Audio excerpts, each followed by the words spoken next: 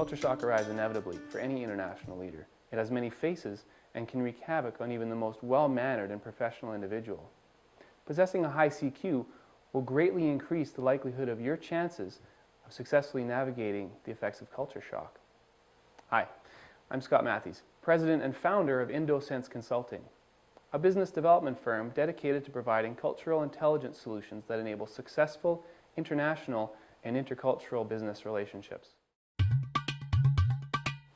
Let me share with you about a friend who was low on CQ and experienced deep culture shock to the extent that he jeopardized his entire business operation. While working in northern India a number of years ago, I met an American exporter named Jay.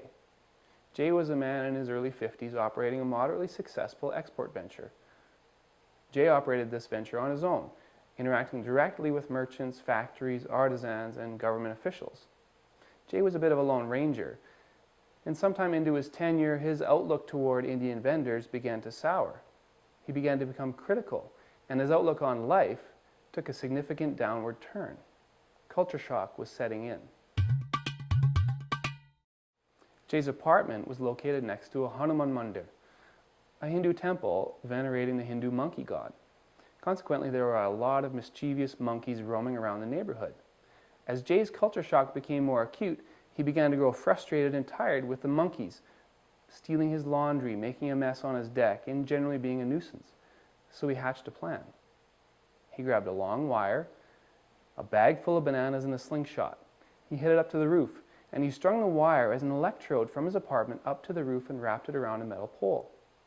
Next, he took one of his freshly peeled bananas and stuck it on the electrode, sat back 10 to 15 feet away with his slingshot at the ready, waiting for unsuspecting hungry monkeys to drop by.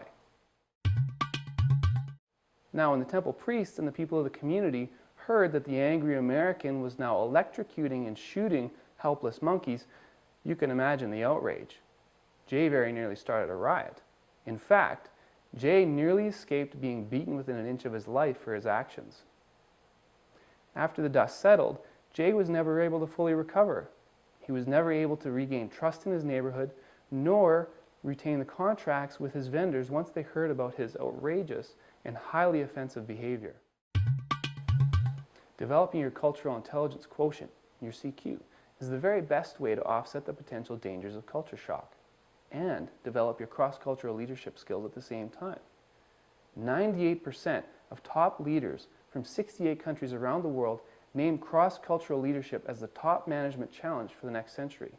So get a leg up on culture shock by developing your CQ and preparing yourself for the most imperative leadership challenge of the 21st century.